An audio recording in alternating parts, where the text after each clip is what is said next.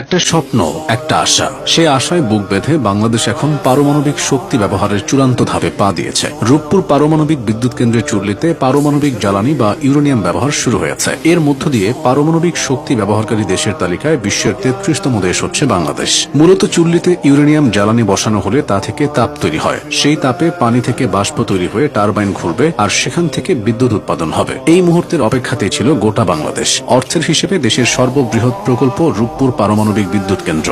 ২০১৬ সালে ১,১৩,০৯৩ কোটি টাকা প্রাথমিক ব্যয়ে এই প্রকল্পের নির্মাণ কাজ শুরু হয়। মূল পরিকল্পনা অনুযায়ী ২০২৪ সালের ডিসেম্বরে প্রথম ইউনিট এবং ২০২৫ সালের ডিসেম্বরে দ্বিতীয় ইউনিট থেকে বিদ্যুৎ পাওয়ার কথা ছিল। তবে গণ অভ্যুত্থানের পর এটা বাস্তবায়ন বিলম্বিত হওয়ায় এই লক্ষ্যমাত্রা অর্জন করা সম্ভব হয়নি। তবে আনুষ্ঠানিকতা শুরু হওয়ার পর এখন থেকে ধাপে ধাপে পরীক্ষামূলকভাবে বিদ্যুৎ উৎপাদন শুরু হবে। ২০২৬ আগস্টে এখান থেকে জাতীয় গ্রিডে ৩০০ মেগাওয়াট বিদ্যুৎ সরবরাহ শুরু হতে পারে। আর এটি পুরোদমে চালু হলে বাংলাদেশের বিদ্যুৎ খাতে আমূল পরিবর্তন আসবে। পরমাণু জ্বালানি ব্যবহার করে বিদ্যুৎ উৎপাদন করার ফলে সরবরাহ যেমন বাড়বে, খরচও অনেক কমবে। ২০১৬ সালে নির্মাণ কাজ শুরু হলেও দেশে পারমাণবিক শক্তি ব্যবহারের উদ্যোগের শুরুটা ১৯৬১ সালে। রূপপুরে জমি অধিগ্রহণের কয়েক বছর পর প্রকল্পটি বাতিল করে দেয় তৎকালীন পাকিস্তান সরকার। স্বাধীন দেশে এ নিয়ে আবার উদ্যোগ নেওয়া হয়। ১৯৯৫ সালের জাতীয় জ্বালানি নীতিতে পারমাণবিক শক্তিকে একটি সম্ভাবনাময় বিকল্প জ্বালানি উৎস হিসেবে অন্তর্ভুক্ত করা হয়। ২০১১ সালে বাংলাদেশ সরকার ও রুশ ফেডারেশন সরকারের মধ্যে একটি